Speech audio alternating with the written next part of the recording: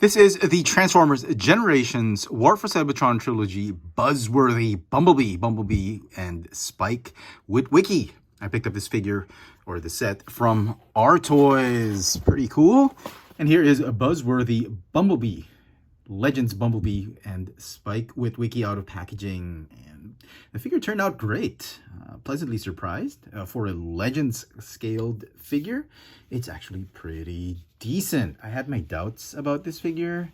I thought it wouldn't be necessary to do this kind of figure for Bumblebee, but he's actually pretty good. He's like a pocket-sized, legend-scaled Bumblebee, and I suspect Hasbro's been becoming increasingly insecure about these third-party companies creating their own Legends G1 style Bumblebee. Very stylized, modern approach on the G1 Bumblebee. The head sculpt definitely looks G1. I love that. This is traditional Bumblebee, a traditional Bumblebee head sculpt. I'm very, very pleased with it. The colors look great. He's got a small blaster. He's got some kibble at the back, and to be honest, it doesn't really bother me as much. I thought it would bother me because promotional pictures had that kibble like this, and I thought that looks a little bit too awkward, egregious, and all that. But if you put it all the way back like this, it kind of looks like Bumblebee wings. I mean, wings of an insect Bumblebee. So it kind of works for this figure. Articulation for the figure. He's got a ball jointed neck that is on a hinge.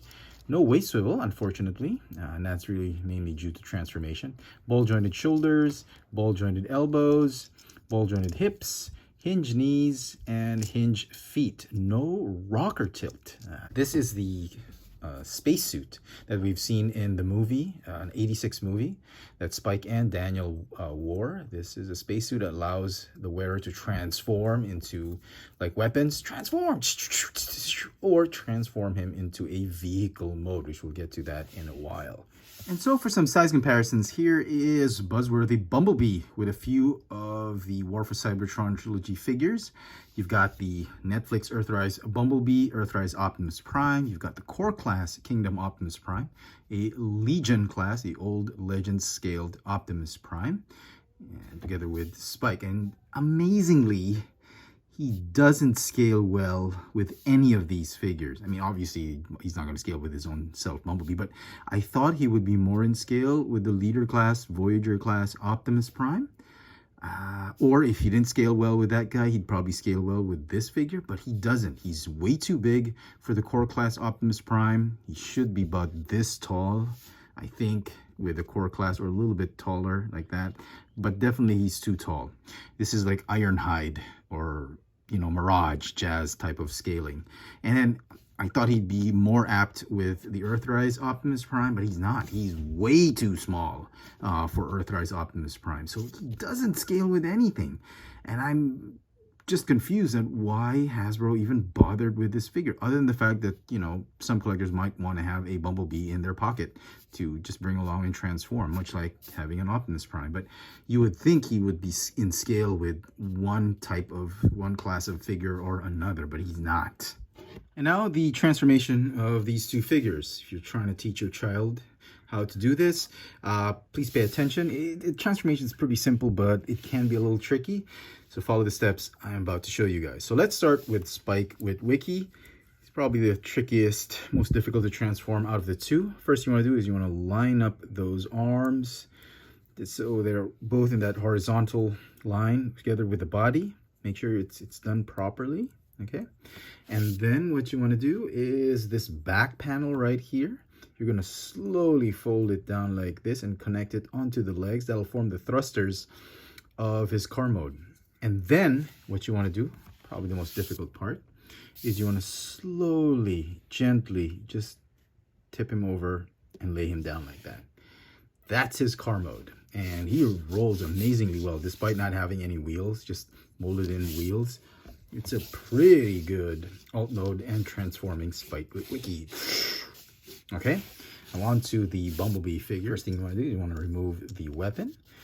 We're going to clip that on back in vehicle mode. Then what you want to do is fold down the neck or the head. And then this back part right here is going to collapse over that whole head assembly. like that. Fold this panel out, like that, okay? And then the legs, you want to join them together, fold them down, the feet. Then the crotch piece is going to fold up like this and hit that back part right there. And the legs are going to fold and collapse like this, and they'll stay just under that windshield, and it'll form the front part of the car. So that part is sorted. All you have to do now is the back part. What you want to do is you want to rotate that whole arm like this, and then like this. Now the instructions tell you just collapse that entire thing like that and just squeeze everything in.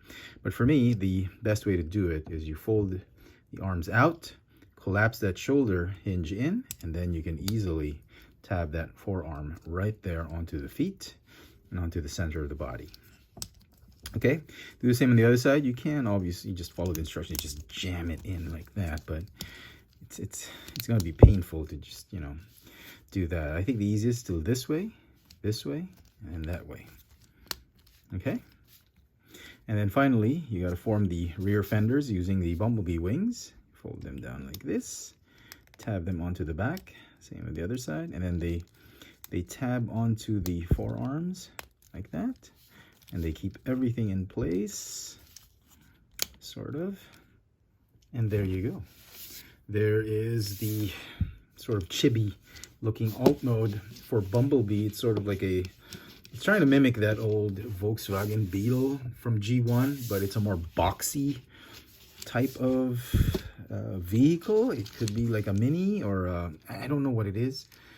Somebody tell me what this was inspired out of, but it looks very nice. I love it. I love this compressed, chibi, cute style type of alt mode. That's how Bumblebee was back in the old cartoons. It rolls amazingly well, smooth enough, even if these fenders, these bits right here are kind of hindering and hampering the rotary movement of the rear tires or wheels. And yeah, it kind of scrapes a little bit, but it will still roll amazingly. And there you go, there they are. And as promised, I wanted to show this off. You can just tab and plug that in right there. Don't plug it all the way too much because it's very difficult to remove. So it stays right there, nicely tucked away and hidden. And for some size comparisons, here is Buzzworthy Bumblebee with some figures in their alt mode. And you can clearly see he's just neither here nor there in terms of scale. And he's supposed to be, arguably, if he's going to be a core class figure, he should be just about in scale with this figure, or at least close to it. But it's either he's too small or he's too big. Definitely not in scale. I was kind of hoping he would be more in scale with the mainline figures from War for Cybertron, and this is the closest one I could find. I mean, definitely he's definitely not in scale. He looks like a toy car compared to this one, but if you put a little imagination, he can kind of fit this scale a little bit. You know, it's like a kid's car or a Mr. Bean parking up alongside the highway or something like that, but it's not a great scale. I don't know how they could have improved this. He's just nowhere near any in any scale-wise, anywhere near any of these figures, much less if you put him near a leader class figure or anything like that. I was kind of hoping he'd scale well with a deluxe class figure, but he doesn't. And so some final thoughts on this figure. It's amazingly a pretty good figure. I mean, for its scale. As a Legends scaled figure, it's great. It has its imperfections, some flaws here and there.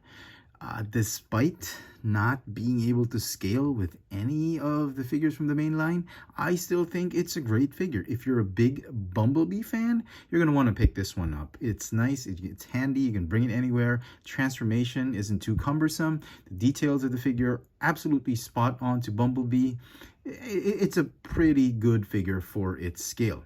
With that, I want to give it a solid 8 out of 10. Let me know in the comment section what you think of this figure. Is it a figure you think is worth picking up as an exclusive, or would you rather just wait for it as a regular release, maybe on the Kingdom core class line. Hit me up in the comments, and as always, hit that notification bell so you never miss out on any of my latest video reviews. If it's your first time here, please subscribe. And if you want to help the channel out, please check out my Patreon account. There's a link in the description box below. Thanks for watching.